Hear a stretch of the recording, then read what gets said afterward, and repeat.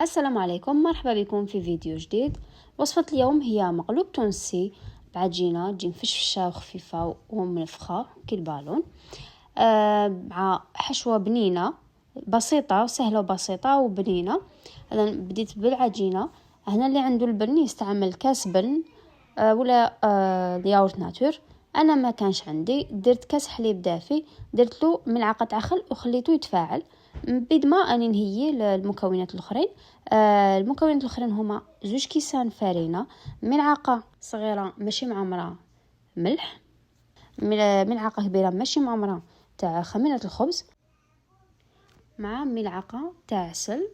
نقدروا نعوضوها بملعقة تاع سكر، يعني ملعقة تاع عسل أو ملعقة تاع سكر. ضفت لهم 4 كاس زيت زيتون، أو تقدروا تستعملوا الزيت العادي. من بعد حركتهم شوية هذوك المكونات،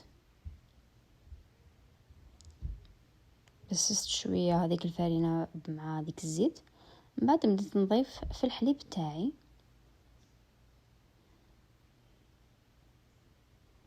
وبديت نضم في العجينة. هنا ولا كانت العجينة تاعكم متلوقة، زيدوا لها شوية فرينة كما انايا خرجت لي، جاتني شوية جارية. ضفت لها 2 ملاعق تاع فرينة، لانه الفرينة تختلف، يعني الفرينة اللي مثلا نستعملها تشرب بزاف السوائل. هذه اللي استعملتها المرة ما تشرب ليش السوائل، فضفت لها الفرينة حتى تحصلت على القوام اللي حبيته. حطيت هذيك العجينة في سطح، فوق سطح العامل، نعجنها شوية حوالي 2 حتى 3 دقائق. العجينة تاعي تكون في الاول تتلاصق، من بعد كي نبدا نخدمها تولي تتلايم. شوفوا كيفاش كانت تتلاصق شوية. درت لها شوية تاع الزيت، ولات لي رطبة والسطح تاعها املس. هذا هو القوام تاع العجينة تاعي. نعاود نرجعها في الغيسيبيون، درت له شوية زيت، من بعد حطيتها وغطيتها، خليتها تخمر في مكان دافي حوالي 40 دقيقة. أنا بديت نحضر في صلصة البيتزا اللي استعملت فيها 2 حبات طماطم كبار مع نصف حبة بصل صغيرة مع فص تاع الثوم و2 ملاعق تاع زيت الزيتون أو أي نوع زيت. وضفت لهم توابل الملح، فلفل كحل والأوريغانو. تقدروا تعوضوه بالزعترة، أنا ما كانش عندي زعترة. ضفت لها شوية تاع حبق ناشف. من بعد حركتهم وغطيتهم، خليتهم يطيبوا على نار قليلة. من بعد كي طابولي رحيتهم بالبغاميكسر.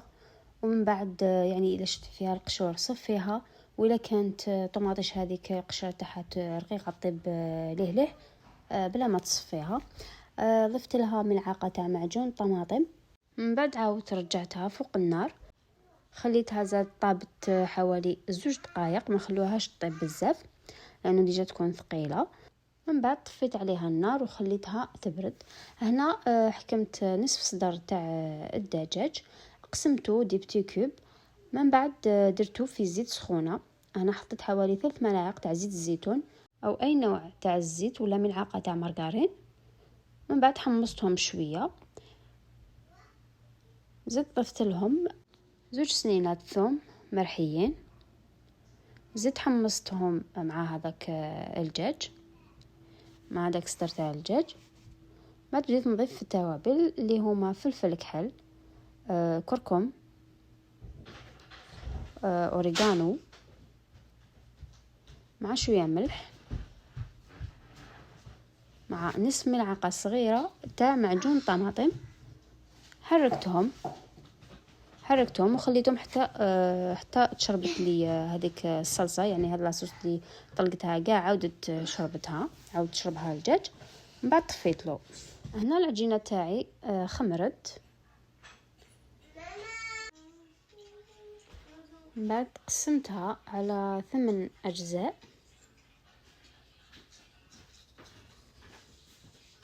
من بعد كل جزء بديت نكور فيه،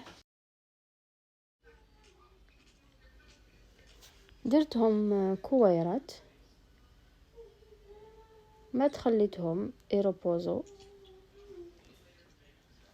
غطيتهم طرشونة وخليتهم يرتاحوا حوالي 5 دقائق. من بعد بديت نفتح فيهم، نفتح في الحبات تاع العجينه تاعي، حاول نرققهم قد ما نقدر، ونعاون روحي بالفارينه،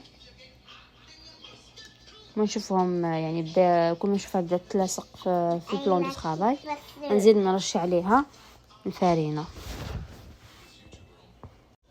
نحاول نرققها قد ما نقدر.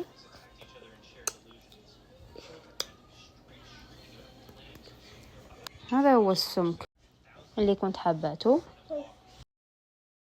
من بعد حطيتهم في الطاجين اللي كنت سخنتهم من قبل، كما نقدر نطيبوها في مقله على نار قويه.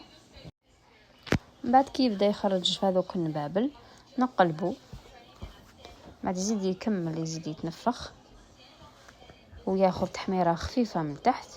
من بعد نحيه نحطو بين زوج طراشن باه يقعد لي طري ما يبسش.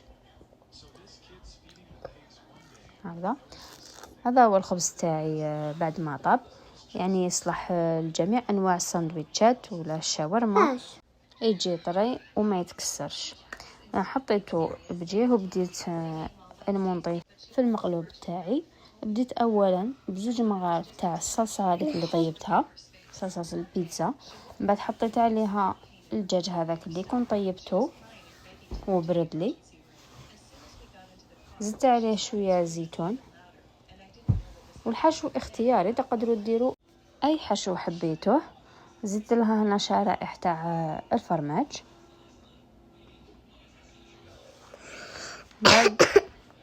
بعد زدت ضفت شويه تاع موتزاريلا ورشه تاع معدنوس وغلقتهم. عاودت رجعتهم فوق الطاجين، يزيد يتحمر شويه ويزيد يذوب هذاك الفرماج.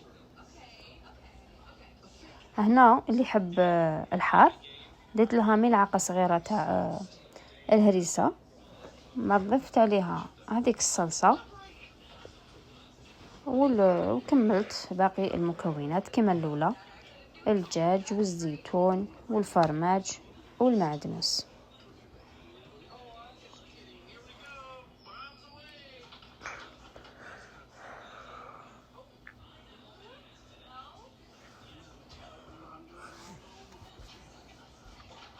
حطيتهم في الطاجين تاعي هنا غفلت عليها، تحمرت لي شويه زياده، يعني نتوما ما تغفلوش عليها، قعدوا طلعوا عليها باه ما تحرق لكم. شو كاين اللي يحب هذا اللون، يعني كل واحد والذوق تاعو. اذا هذه هي النتيجه تاع المقلوب تاعي، يجي مفخفخ بالفرماج مفرمج الله الله. وهذيك العجينه تولي مقرمشه كي رجعناها في الطاجين مره اخرى، يعني مقرمش من برا وطري لداخل، بنين روعه. وصلت للنهايه تاع الفيديو، ان شاء الله تكون عجبتكم الوصفه. نلتقي في وصفه اخرى ان شاء الله، ومع السلامه.